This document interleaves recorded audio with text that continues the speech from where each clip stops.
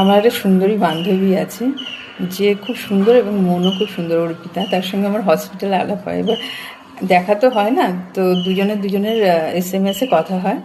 তো ও যখন আমার ভিডিও দেখে কালকে আমাকে বলছে যে প্রায় ভিডিওতে কমেন্ট করে আর অনেক কথা হয় তখন, তো বলছে তোমার তো আর চিন্তা নেই, দুটো ছেলেই ভালো হয়েছে। আমি হাসবো না কাঁদবো বুঝতে পারছি না। যেটা সুন্দর আমরা সেটাই কিন্তু ভিডিও করি, বাকি যে ওর পিছনে যে ফ্রাস্ট্রেশন, ডিপ্রেশন, চিৎকার চেঁচামেচি, ওটা কিন্তু ভিডিওতে তুলি না। ওরা দুই ভাই একটা ছোটোখাটো জিনিস নিয়ে, মানে ইলেকট্রনিকের কোনো গ্যাজেট নিয়ে যেভাবে মারপিট করে, সেটা যদি আমি তুলে ধরি তখন আমাকে লোকে ছিছি করবে যে কেমন মা বাচ্চাদের না সামলে সেটা ভিডিও করছে। কত যে চেঁচামেচি, কত যে আজে বাজে কথা বলি, সেই দৃশ্য দেখলে কেউ বিশ্বাসই করবে না যেটা আমি বলছি। ওদের এক্সপ্লোরের জন্য নিজের কত জিনিস নষ্ট করি। ঘরে চারিদিকে ছুরি রাখে, এত এত মানে জিনিস বের করতে হয় রোজ খাটের তলা থেকে, এত এত জিনিস বেরোয়, ঝাড় দিয়ে বের করতে হয়। মানে যে ডোমেস্টিক ওয়ার্কার, সে রীতিমতো ভয় পেয়ে যায়। আমি তাকে দিয়ে করতে দিই না, যে আমি মা হয়ে এটা নিতে পারছি না, সে কি করে এগুলো সহ্য করবে, এইসব জিনিসগুলো। সে মানে ক্ষতিকারক জিনিস, যেগুলো কারোর কষ্ট হতে পারে, আঘাত লেগে যেতে পারে, সেই সব জিনিসগুলো আমি অন্যকে দিয়ে কী করে করাবো। তো এইভাবে ওদের জ্বালাতন আমি সহ্য করি, ওদের এক্সপ্লোর করার জন্য। কখন ভাবি যে আমি মা হয়ে যদি না করতে দিই, কে দেবে।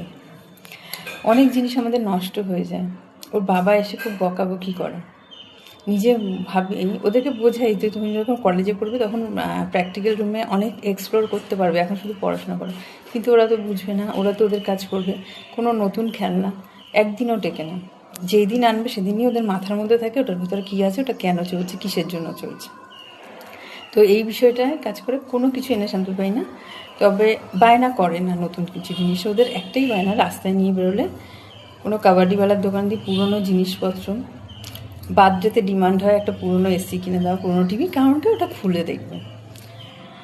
রাস্তায় নিয়ে বেরোলে যে আমার গন্তব্যস্থলে পৌঁছাতে কত দেরি হয় কি বলবে। যদি কোনো গাড়ি বুক করি তো ঠিক আছে, নাহলে প্রত্যেকটা দোকানে, ইলেকট্রনিকের দোকানে থামবে এবং কেনার চেষ্টা করবে কিছু না কিছু।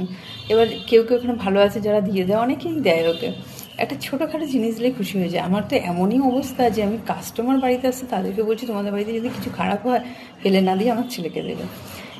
স্কুল দিয়ে এসে রোজ কাঁদবে, আমি বোর ফিল করছি, আমাকে কিছু দাও, আমি এক্সপেরিমেন্ট করবো, আমাকে কিছু দাও। মানে এতটা প্যাথেটিক, মাঝে মাঝে তো ভীষণ মারি, আমি কোথা দিয়ে পাবো এত কিছু। হ্যাঁ, এইরকম বায়নাগুলো কী করে হবে। এতটা বিরক্ত করে না, এতটা বিরক্ত করে প্রত্যেকটা বাবা মা। মানে যারা যেই বিষয়ে মানে এগোতে চাইছে, সেখানে কিন্তু বাবা মার ভূমিকা প্রচুর থাকে। অনেক ডিপ্রেশন, অনেক কষ্ট সেখানে নিতে হয়। সেরকম মানে আমাকেও নিতে হচ্ছে, যেহেতু ওরা এটার প্রতি অবসেসড। আমাকে অনেক কিছু সহ্য করতে হচ্ছে, ওরা কিন্তু অনেকভাবে আঘাতপ্রাপ্ত হচ্ছে, শখ খাচ্ছে। মানে আমি বলে বোঝাতে পারবো না। ইভেন ছোটোবেলায় যখন আমি বলতাম যে ড্রাই সেল নিয়ে কাজ করবে, ডাইরেক্ট পাওয়ার পয়েন্টে কাজ করবে না, যেখানে ইলেকট্রনিক বোর্ড আছে, তো আমাকেই একটা প্লাগ পয়েন্ট হিসেবে কাজ করতো। আমার ওটা মুখে ধরে থাকতে হতো, যে বলতো মার কাছ দিয়ে চার্জ নিচ্ছে, এটা মার কাছ দিয়ে চার্জ হচ্ছে। মানে গ্যাজেটটা তৈরি করছে, এবার তারটা মানে কানেকশানটা কোথায় করবে, আমার মুখে দিয়ে বসতে হতো। এইরকম সহ্য করতে হয়েছে। আমার এখনও মনে পড়ে, আমি যখন বিউটিশিয়ান শিখি, আমার মায়ের চুল আমি খুব বাজেভাবে কেটেছিলাম। আর মায়ের বান্ধবী বলেছিল যে কি করেছিস, তোর মায়ের চুলটা বেরোতে পারছে না। তখন মা বলেছিল ও যদি এটা কাস্টমারকে করতো ওর বেশি ইনসাল্টেড হতে হতো, ইভেন অনেক লজ্জায় করতে হতো, তার থেকে আমার উপর করেছে, খুব ভালো করেছে। তাই ভাবি যে আমি ওদের এক্সপ্লোর করতে দেবো না তো অন্য কেউ দেবে। অন্য কেউ এমনিই খেয়াল রাখে না, মা ছাড়া কেউই খেয়াল রাখবে না, তো অন্য কেউ কী করে ওটা দেবেন। তাই জন্য অনেক কিছু সহ্য করতে হয়, অনেক চেঁচামেচি, অনেক ডিপ্রেশন, প্রচণ্ড ঘর ছড়িয়ে রাখে। কেউ এসে দেখলে বলবে যে মা মনে হয় শুধু টিভি আর মোবাইল নিয়ে পড়ে থাকে।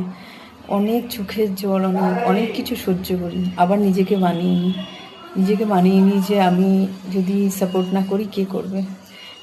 এই গল্পের পিছনে অনেক কিছু লুকিয়েছে, আমাদের অনেক কিছু হারাতে হয়েছে, বাড়ির অনেক জিনিস। ওর বাবার অনেক দামি দামি জিনিস সবে মাত্র কিনেছে, ওদের এক্সপেরিমেন্টের জন্য সব শেষ হয়ে গেছে। হয়তো এক সময় ঠান্ডা হয়ে যাবে, ঠিক হয়ে যাবে, কিন্তু সত্যি কথা বলতে যে ডিপ্রেশন, যে চেঁচামেচি, এগুলো কিন্তু মায়েরা আর ফেরত পাবে না।